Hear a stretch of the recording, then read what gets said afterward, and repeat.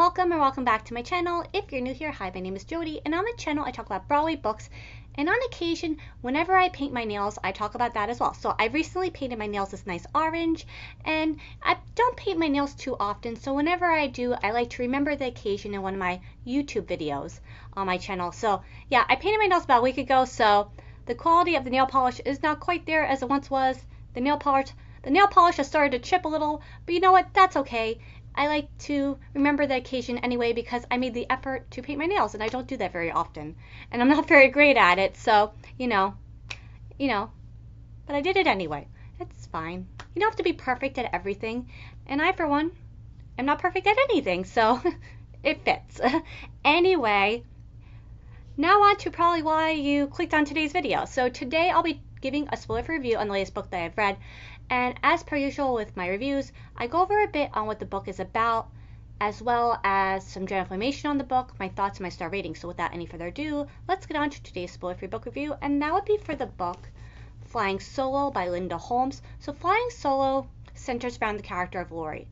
And Lori is back in her hometown in the state of Maine because sadly her great aunt Dot has recently passed away.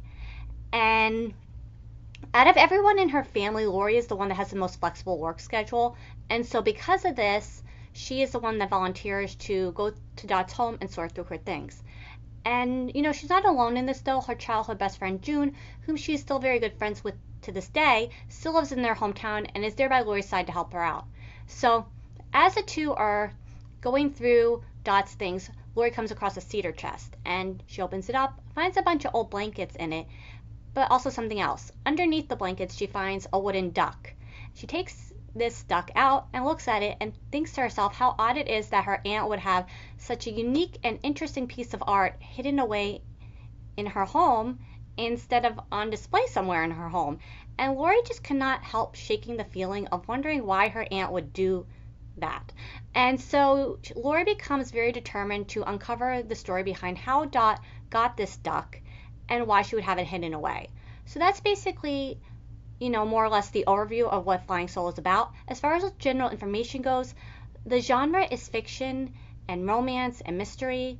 The amount of pages is 304 in paperback. The timeline is the story takes place in the present day, although scattered here and there throughout the story, we do get glimpses of the past as well.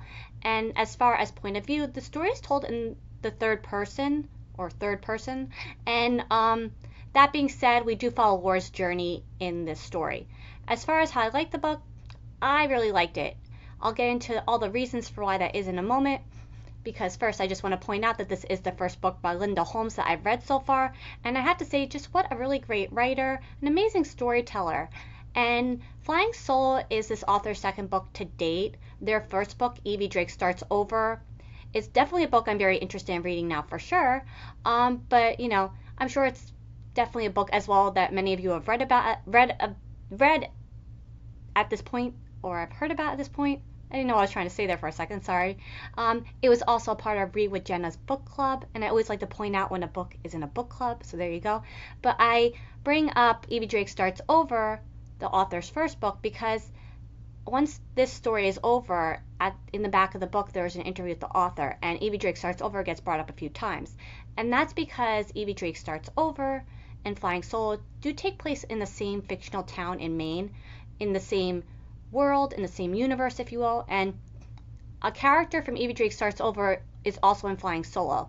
So, you know, I myself, like I said, haven't read Evie Drake Starts Over yet, so learning this information was just so fun and interesting to learn for me, and I just thought I'd share that with those of you who have read Evie Drake Starts Over, that yes, there are a few connections between the two books. That being said, Flying Solo is not a sequel, and the two books are not a part of a series. They just happen to have a few connections. And I thought that was fun, so I thought I'd share that with you. Now for the reasons why I like this book, there were 4 things that really stood out. The first being the story. I really liked it. I had a great time reading this book. It's very much about a group of underdogs coming together to achieve a common goal. And I thought the way the story was told and written was done in such a fun, sweet, and charming way. And the feeling that I got when reading this book is the same feeling I got when reading my favorite heartwarming story to date, which was The Lost Ticket by Freya Sampson. The Lost Ticket and Flying Solo have completely different stories, but they do have the same concept in both books of a group of people coming together under unique circumstances to help one another out in whatever way they can with nothing but kindness in their hearts. And basically, if I'm bringing up The Lost Ticket by Freya Sampson when I'm reviewing Flying Solo, that's how you know I really like it. Liked Flying Solo because The Lost Ticket is one of the best books I've ever read. And so basically, if you've read The Lost Ticket, highly recommend this book. It's another great heartwarming story. And if you've read Flying Solo, check out The Lost Ticket. That's another great book. And you can actually find my spoiler-free book review on The Lost Ticket by Freya Sampson in my playlist Books I Read in 2023.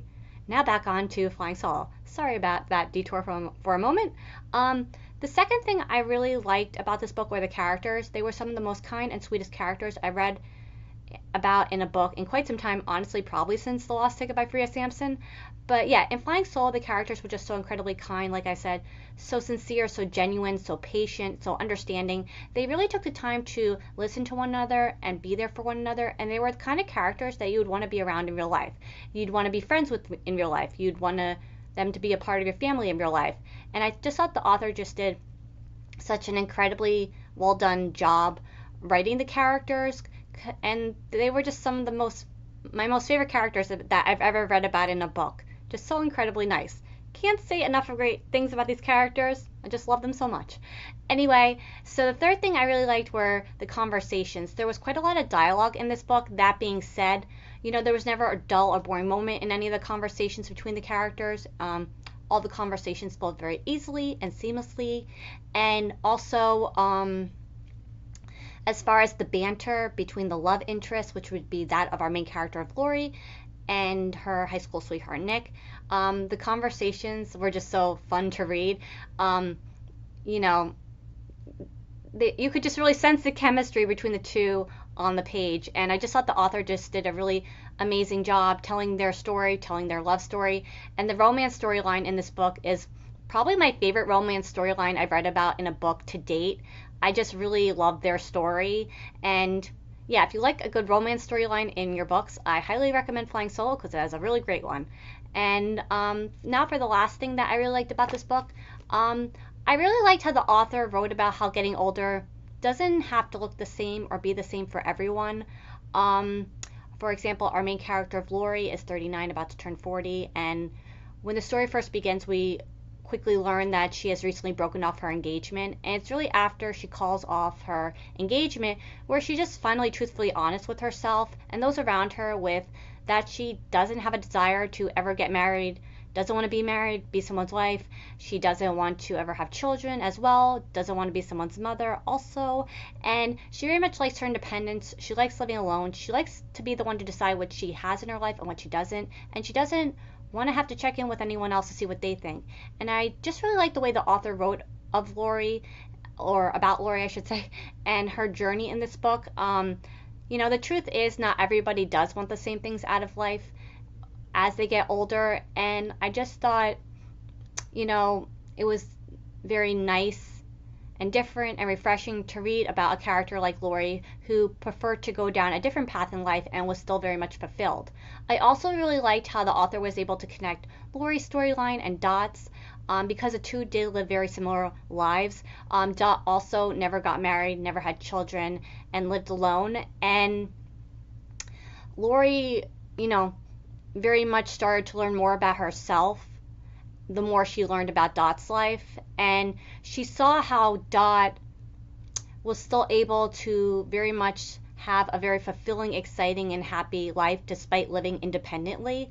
But she also saw how, because of some of the choices and decisions Dot made in her life, how her life maybe wasn't lived to the fullest and maybe fell a little bit short on occasion. And Lori saw that and didn't want to make the same choices and decisions for herself.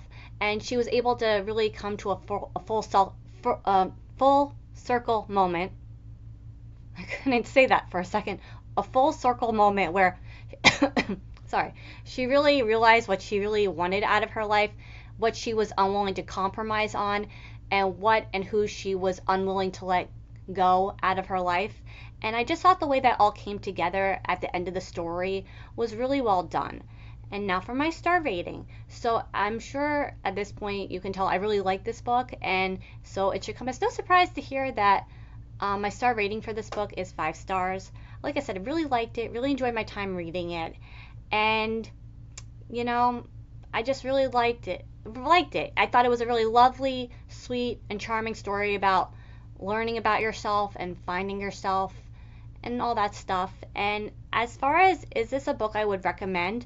Yes, I highly recommend this book to read. I think honestly anyone would like it and get a lot taken away from it. It's just a really lovely story, very wonderful, great book.